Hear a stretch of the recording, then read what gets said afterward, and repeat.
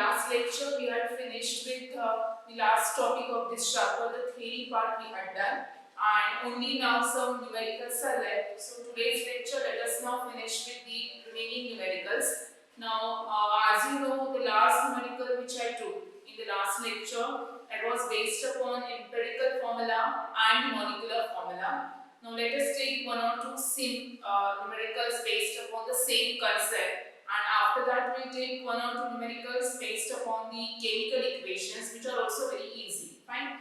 Now, taking this numerical on page number 91, they have given this numerical number 5.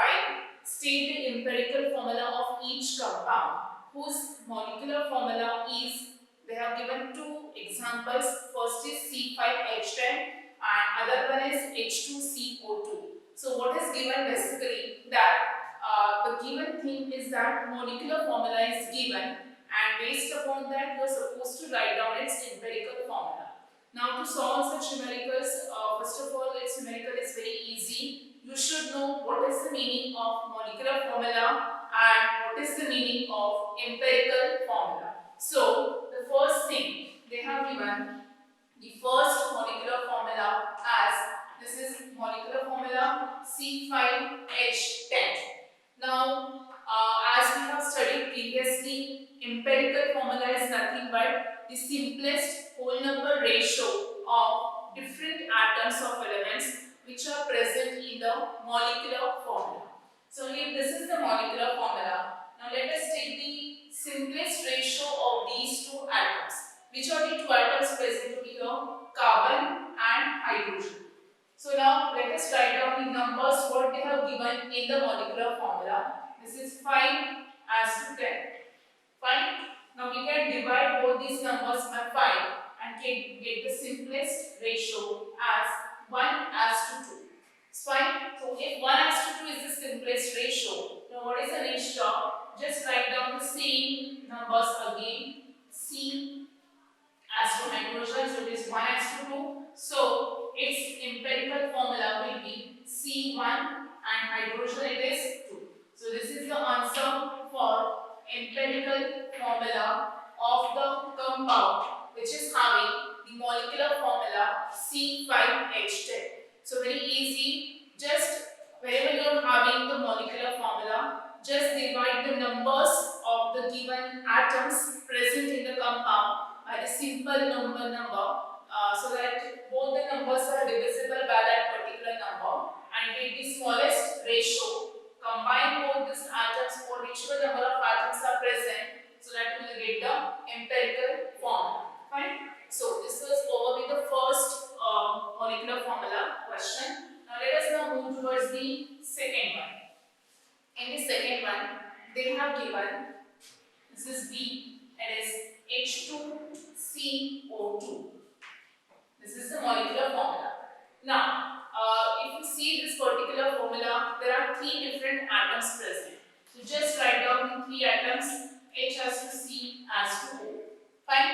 Now, write down the numbers, this total number of atoms of each element present in the given molecular formula as it is. So this is 2 as to 1 as to 2. Now if you look at this particular ratio, this carbon atoms are 1 and oxygen and hydrogen both are also 2. We can divide these two numbers by 2, but we cannot divide carbon by 2 because we are getting the fraction which is half. So this ratio we have to keep it as it is, 2 as to 1 as to 2, which is a simple whole number ratio. You cannot divide both the numbers by a common factor. So whichever is this ratio you are getting as the molecular formula ratio, you have to keep it as it is for the empirical formula. So whichever this thing, combine it as it is and then write down.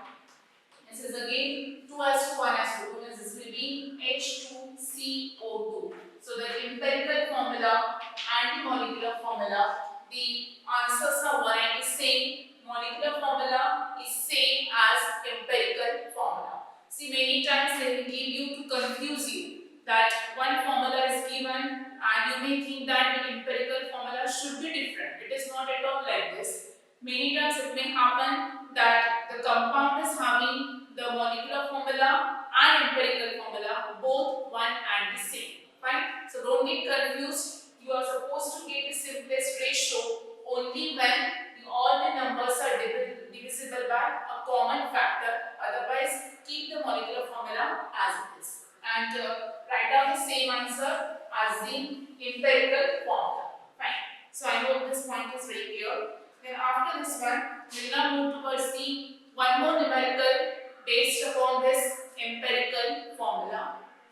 Immediate below this one, calculate the empirical formula of the compound whose molecular formula is. Molecular formula they have given, and this is C8H6O4. Fine. So if this is the molecular formula, they have asked you to find out what is the empirical formula, and one more thing they have given, empirical formula weight. So I'll write down that one also. This is empirical formula weight is given as 83. Fine. Now one more thing they have given, that in bracket they have mentioned the atomic masses of the atoms which are present in the given molecular formula. So that are carbon 12, hydrogen 1 and oxygen 16. So these are the atomic masses of the three atoms which are present in the given molecular formula. Okay. After this one, what they have asked you? They have asked you to calculate the empirical formula. Now, if you remember, last time also we had done in the theory part that there is one relation between empirical formula weight and molecular formula weight, or direct relation is there between empirical formula and molecular formula, and that relation is, you can write down directly in terms of the weight, that n, small n, that is an integer, is equal to molecular weight divided by empirical formula weight. Right? So, if you divide the molecular weight of the given compound by the empirical formula weight of the same compound, then you will get the integer which is n. And once you get the integer which is n, you can easily write down the empirical formula based upon the molecular formula. Now let us find out what will be the value for this n. Now they have given you the empirical formula weight, that is the denominator they have mentioned, which is 83. Now what is the job? You are supposed to find out the molecular weight, and for that reason they have given you the molecular formula and the atomic masses. So your job is just to find out the molecular weight by adding atomic masses of all the total number of atoms present in the given molecular formula. Fine. So now carbon 8, so this is 8 into 12. Fine. Plus hydrogen there are 6, so 6 into 1. Plus oxygen are 4, so this is 4 into 16. Fine. Now again, just continue over here. This will be 96 plus this is 6 and plus 64. So just add on all the atomic masses corresponding to the total number of atoms.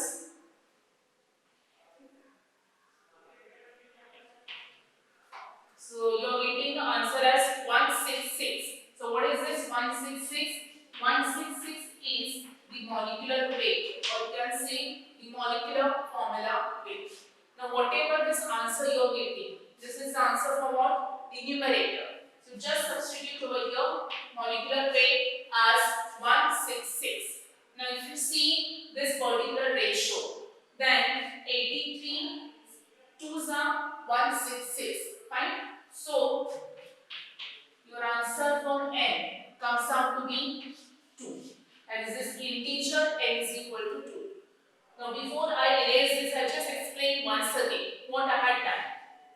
Molecular formula they have given CaH6O4. They have given you the atomic masses. So just go on addition of this atomic masses and multiply by the corresponding numbers of the atoms. So I have done this calculation and I got the answer for the molecular weight as 166. Fine. After that, one more thing they have given, empirical formula weight, which is 83. We know this particular formula, N is equal to molecular weight divided by empirical formula weight. Molecular weight we calculated, the answer we got as 166.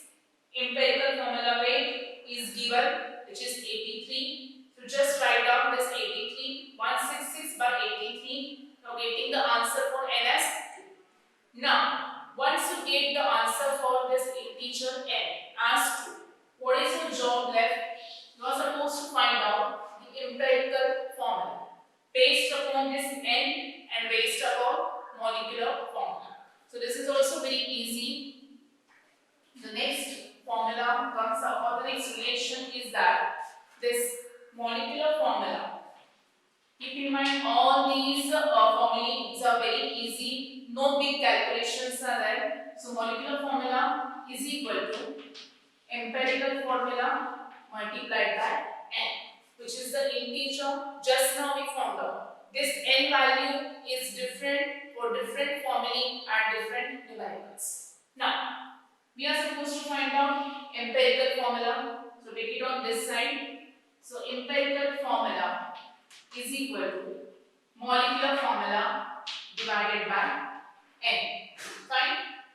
Substitute these numbers for the values. What is molecular formula? This is CaH6O4 divided by N. How much value we got for N? That is 2. So divide this formula, whole formula by 2. Now what is the meaning that we are dividing the complete formula by 2? We are dividing each numbers of atoms by this number, which is 2. Means 8 divided by 2, 6 divided by 2 and 4 divided by 2. Keep in mind one thing, whenever you write down this formula, fine, one thing to cross check whether your answer for N is right or wrong. Whatever formula is given as the molecular formula, just see whether all the numbers are divisible by the given integer or no. If it is divisible, means no doubt your answer for N is right.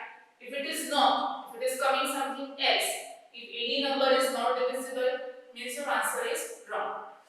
So just divide each of these numbers by 2. You will get 8 by 2 it is 4. So this is C4. Then 6 by 2 it is 3. And 4 by 2 it is again 2. So this answer comes out to be C4H3O2. So C4H3O2 is the answer for the molecular formula of this particular compound having molecular formula C8H6O4. Fine. So it's very easy. Just proceed according to the steps and you will get the final answer. Now, I think we have done many numericals based upon this concept, which is the molecular and empirical formula. Now, only 1 or 2 numericals are left based upon some chemical equations. And once we finish with this, the chapter will be over completely, theory as well as numericals. Now, let us take one simple numerical to start with on page number 92. This is the numerical which is based upon the chemical equations. See, when I am saying chemical equations, what information does it provide? It gives information based upon this balanced chemical equation, chemical stoichiometry, number of reactants which are taking part, number of the products which are getting formed, number of moles of the reactants and products, like that. So, based upon all these things, some numericals are there to solve, and we can get the information which gives relation between the molecular weight, volume, same like we have done previously. Fine. So the first numerical is calculate the weight and volume of oxygen gas at STP, which will be evolved on electrolysis of 18 grams of water.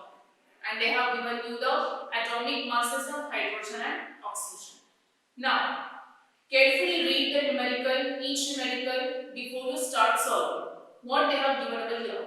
That you are supposed to find out this weight and volume of oxygen which is given out by electrolysis of water. Now, first of all, your first job is write down the reaction for electrolysis of water. So, electrolysis of water. So how to represent that? You have the last year also. Electrolysis when you carry out with this water mixed with some acid, because water is a poor conductor of electricity. Then you will get liberation of two gases at two different electrodes, hydrogen and oxygen. Fine. So that balanced equation is 2H2O results into 2H2 plus O2. This is liquid and these two you are getting as gases. No need to mention the states over here. This is just an equation to carry out the calculations based upon this one. Fine. Now, once you write down this equation, your next thing is that you are supposed to find out the weights of this water and this oxygen, because they have asked you only oxygen. If they would have asked you hydrogen, then write down the weight of hydrogen also. Now here, take this 2 outside the bracket, H2O. They have given atomic masses of hydrogen and oxygen. So that H is equal to 1 and oxygen is equal to 60. Use this one and find out the total molecular weight of this H2. So this will be 2 plus oxygen, it comes out to be 16. So 16 plus 2, 18 and 18 to 36. So here the weight of two molecules of water comes out to be 36 gram. Fine. After this one, this 36 gram is resulting into formation of 2 moles of H2 and 1 mole of O2. Now if O2 you consider, this oxygen, how much is the weight? 16, 16 to 32. Means, if you relate, then 36 grams of water they liberate 32 grams of oxygen. Right? Now, what they have asked you is that weight and volume of oxygen which will be given out on electrolysis of 18 grams of water. Now it's very easy. Once you get up to this one, your next job comes out to be, this is clear, this is 36 gram and this is 32 gram. So I'll write down the same thing once again. 36, this is first part, 36 grams of water gives, or you can say it evolves, 32 grams of O2. Fine. And therefore, how much weight they have given? 18 grams of water will give how many grams of oxygen? Which is the question they have asked you. Very simple, just a cross multiplication. But before you proceed for this one, you should find out the weight of the water and which is giving out how many grams of this oxygen. Right. So do the cross multiplication. So this will be equal to 18 into, this is 18 multiplied by 32. 18 into this divided by this 36. Right. So this is 18 to the 36 and this will be equal to 16. So the answer which I am getting for the weight of oxygen is equal to 16 grams. So very simple. We got the first answer. One part of this question we finished. 18 grams of water will liberate 16 grams of oxygen. Right. After this one, we have to move towards the last part. What is left now? They have asked you how much volume of oxygen will be given out. Fine. Now, if you read the numerical very carefully, they have given that you are supposed to calculate the weight and volume of this oxygen at standard temperature pressure conditions, means at STP. So, this we have done previously. Whenever you say that 1 mole of any gas or any substance is equal to its molecular weight and it occupies how much volume? 22.4 liters at STP. Fine. So here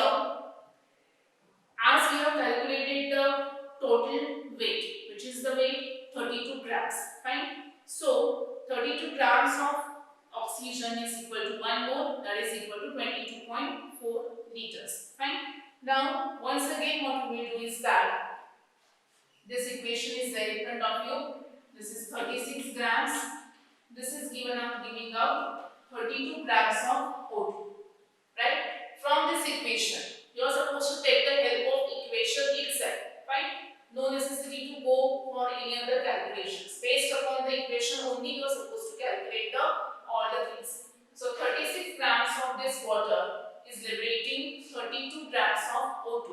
Now 32 grams, if you look at this 32 grams carefully, this is nothing but equal to the molecular formula. So 32 grams is nothing but what?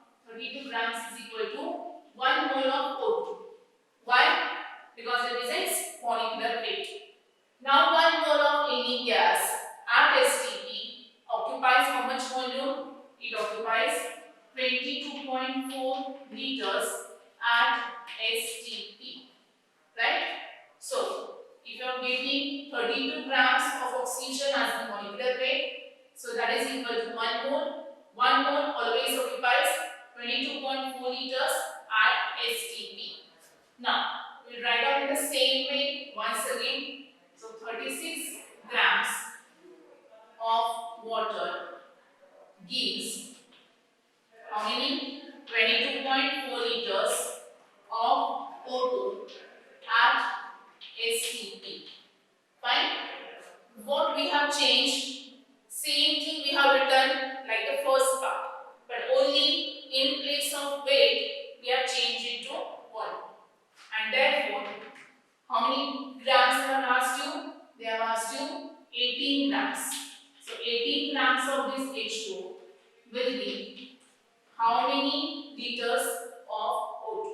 So just cross multiplication, do one and same thing. So that's going to be equal to 18 multiplied by this 22.4 and this is divided by 36. So again 18 to the 36. So 22.4 divided by 2, that comes out to be 11.2 liters at STP. So very simple. I repeat once again. Use the same equation, only in place of grams of O2, write down its volume at STP. So same cross multiplication we are going to carry out. 36 grams of O2 gives out 22.4 liters of O2, and therefore 18 grams will give how many liters of O2? We got the answer as 11.2. So here we are finished with all the numericals based upon different gas laws.